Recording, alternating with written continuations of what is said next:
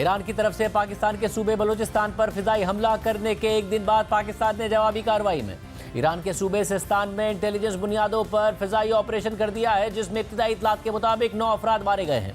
जिसके बाद ईरान ने पाकिस्तान के फिजाई हमले की तस्दीक करते हुए इस हमले की मजम्मत की है और ईरान में मौजूद पाकिस्तान के सिफारती नुमाइंदे को तलब करके इस वाक़े से मुतालिक वजाहत मांगी है। और इस पूरी सूरत हाल के बाद अब पाकिस्तान हाई अलर्ट पर है और ये सवालात उठ रहे हैं कि पाकिस्तान की जवाबी कार्रवाई के बाद क्या ईरान फिर से रद्द अमल देगा और कशीदगी मजीद बढ़ाएगा, या सिफारतकारी का चैनल खोलकर मामले को सुलझाने की कोशिश की जाएगी। क्योंकि दुनिया के दीगर ममालिक भी रद्द अमल दे रहे हैं और पाकिस्तान और ईरान दोनों से तहम्मुल का मुजाहरा करने की अपील कर रहे हैं, मगर पाकिस्तान अपने मौक़िफ़ पर कायम है कि वह अपनी खुद मुख्तारी और सालमियत को चैलेंज करने की इजाज़त नहीं देगा। इस वक्त हुकूमती और रियासती हलकों में क्या सोच पाई जाती है, और सबसे अहम सवाल यह है कि नौबत यहाँ तक कैसे पहुँची है। तो इस हवाले से हमारी कुछ हुकूमती ज़राए से बात हुई है, जिन्होंने दावा किया है कि पाकिस्तान के लिए ईरान का फ़िज़ाई हमला हैरान कुन था। दोनों ममालिक एक दूसरे से दहशतगर्दी के खदशात से मुताल्लिक शिकायत करते रहे हैं और पाकिस्तान ईरान को एक ब्रादर मुल्क समझता है और इन मामलात पर डायलॉग से बातचीत होती रही है। और ये बात भी हुई है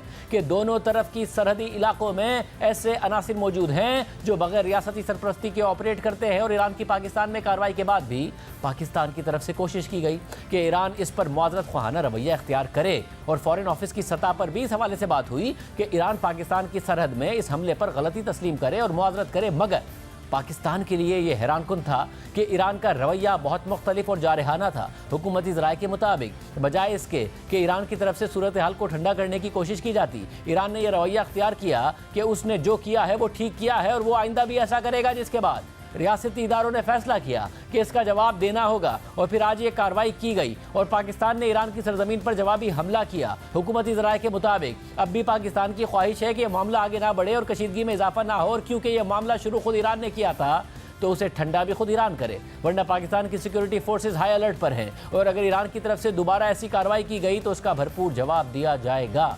जबकि ईरान के सूबे सिस्तान पर फिजाई हमले के बाद ISPR ने एलामिया जारी किया है, जिसके मुताबिक आज सुबह पाकिस्तान ने ईरान में स्ट्राइक्स की हैं, उन दहशतगर्दों के खिलाफ कार्रवाइयाँ की हैं जो पाकिस्तान में हालिया हमलों में मुलविस थे। पाकिस्तान ने ड्रोन्स, रॉकेट्स और दीगर हथियारों से कार्रवाई की है। बलूचिस्तान लिबरेशन आर्मी और बलूचिस्तान लिबरेशन फ्रंट की पनागाहों को कामयाबी से निशाना बनाया गया है। ये ऑपरेशन इंटेलिजेंस की बुनियाद पर किया गया, जिसका नाम मर्द बर सरमचार रखा गया था। निशाना बनाए गए ठिकाने बदनामे ज़माना दहशतगर्द इस्तेमाल कर रहे थे, जिसमें दोस्ताना उर्फ चेयरमैन, बजार उर्फ सौगात, साहिल उर्फ शफक, असगर उर्फ बशाब और वजीर उर्फ वजी समेत दीगर शामिल हैं। ISPR के मुताबिक पाकिस्तान की मुसल्लह फ़ौज दहशतगर्दी की कार्रवाइयों के खिलाफ पाकिस्तानी शहरियों की हिफाजत को यकीनी बनाने के लिए मुस्तकिल तैयार हैं। हमारा अज़म है पाकिस्तान की इलाकाई हुदूद की खुद मुख्तारी को हर सूरत में महफूज बनाएंगे। किसी भी किस्म के मिस एडवेंचर के बारे में हमारा अज़म गैर मुतज़लज़ल है। अवाम की मदद से पाकिस्तान के तमाम दुश्मनों को नाकाम बनाने की अज़म का इरादा करते हैं। ISPR के मुताबिक दो हमसाया बरादर ममालिक के दरमियान दो तरफा मसाइल हल करने के लिए बातचीत और ताउन को समझदारी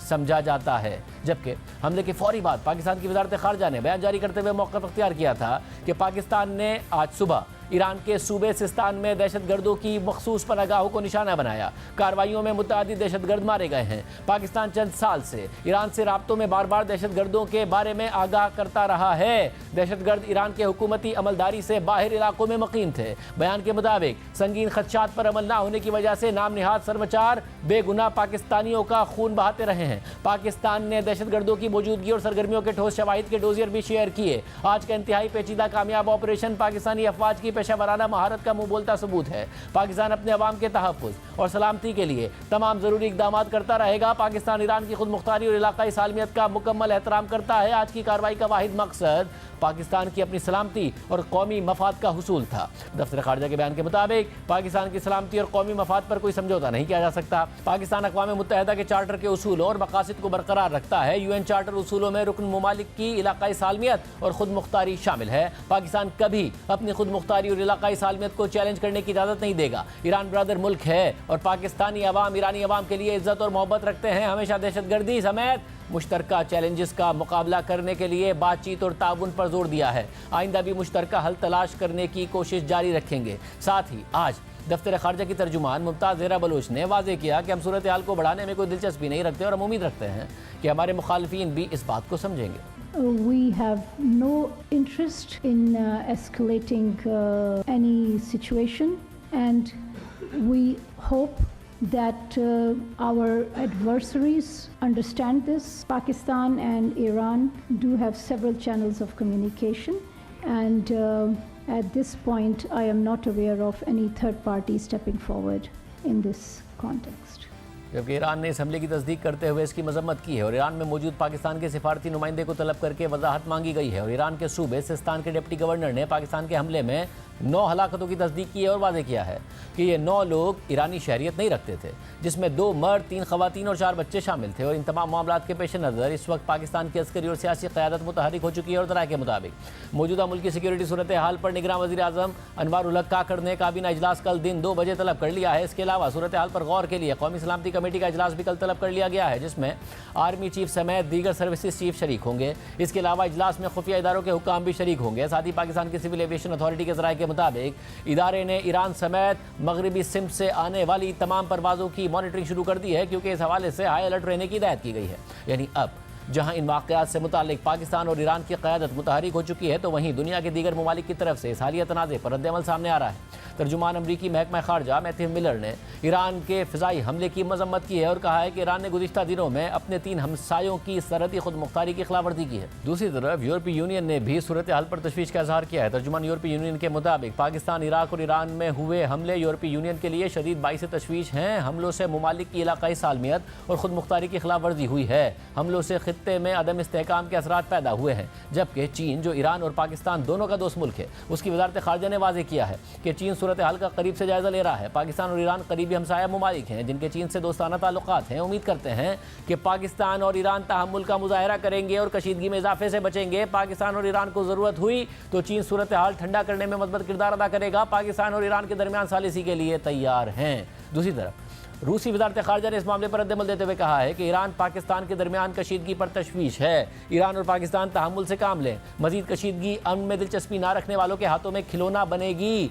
मजीद कशीदगी से खित्ते में अमन व इस्तेहकाम और सलामती ना चाहने वाले फ़ायदा उठाएंगे। दूसरे मुल्क में इंसदादी दहशतगर्दी कार्रवाइयाँ उसके ताउन और मुआहदे के तहत ही होनी चाहिए। जबकि तुर्किया के वज़ीर ख़ारजा ने पाकिस्तान और ईरान से बातचीत के बाद ये बयान जारी किया है कि पाकिस्तान और ईरान खित्ते में कशीदगी बढ़ाना नहीं चाहते और तुर्किया ने सिफारिश की है कि फ़रीक़ैन मज़ीद कशीदगी ना बढ़ाएं और जल्द अज जल्द अमन बहाल किया जाए।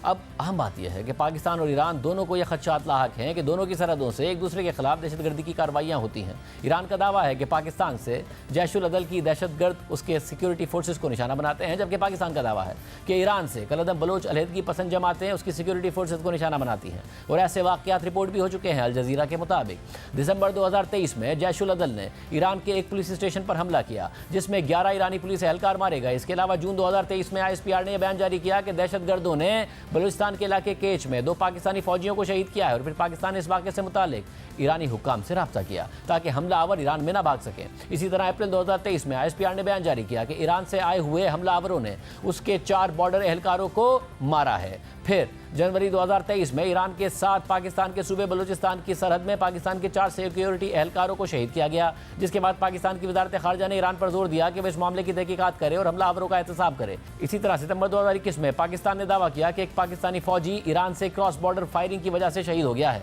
और पाकिस्तान ने उसका इल्ज़ाम ईरान में मौजूद दहशतगर्दों पर लगाया। फिर फरवरी 2021 में ईरानी फौजी अपने 2 इंटेलिजेंस एजेंट्स को छुड़वाने के लिए पाकिस्तान की हदूद में दाखिल हुए और ईरान ने दावा किया कि दहशतगर्दों ने उनके 2 एजेंटों को अपनी तहवील में ले लिया है। फिर फरवरी 2019 में ईरानी सिक्योरिटी फोर्सेस पर एक बहुत बड़ा हमला हुआ।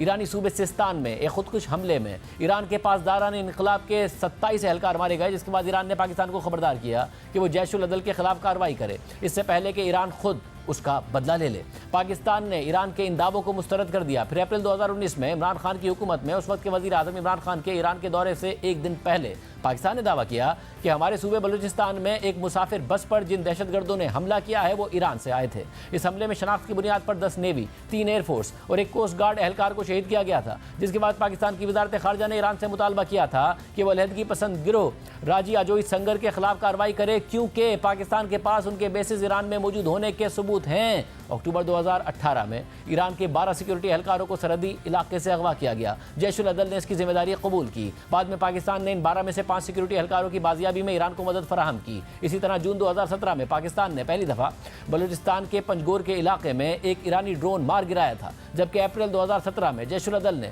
10 ईरानी बॉर्डर एहलकारों को मारने की जिम्मेदारी कबूल की थी। और ईरानी मीडिया ने इस हवाले से रिपोर्ट किया था कि इस हमले में दूर से मारने वाली बंदूकों का इस्तेमाल किया गया था और इसकी पूरी जिम्मेदारी पाकिस्तानी हुकूमत पर आयद होती है। यानी पाकिस्तान और ईरान दोनों ही माजी में इस हवाले से अपने खदशात का इजहार करते रहे हैं, एक दूसरे पर इल्ज़ाम लगाते रहे हैं। लेकिन 2 दिन पहले बाकायदा ईरान ने पाकिस्तान की फ़िज़ाई हुदूद की खिलाफ वर्जी करते हुए बलूचिस्तान पर हमला कर दिया और फिर इसे ओन भी किया, उसकी तशहीर भी की, जिसका आज पाकिस्तान ने जवाब देते हुए ईरान पर हमला किया है। दोनों रियासतों ने दहशतगर्दों के ठिकानों को निशाना बनाने का दावा किया है, लेकिन क्या ये मामला सरहदी तनाज़े तक महदूद रहेगा या खित्ते के तनाज़ात में इजाफे का बाइस बनेगा? क्योंकि खित्ते में पहले ही कई तनाज़ात उठे हुए हैं और ईरान तकरीबन तमाम तनाज़ात का हिस्सा है। एक तरफ इसराइल और गज़ा का मामला है, जहाँ इसराइल की मुसलसल बमबारी जारी है, जबकि इस हवाले से ईरान की वाज़ेह पोजीशन है, वो हमास की खुलकर हिमायत कर रहा है। साथ ही इसराइल की लिबनानी सरहद पर ईरान की हिमायत याफ्ता हिजबुल्लाह के साथ झड़पें भी जारी हैं। मगर इस वक्त सबसे ज़्यादा तशवीशनाक सूरत हाल रेड सी यानी बहरा अहमर में है,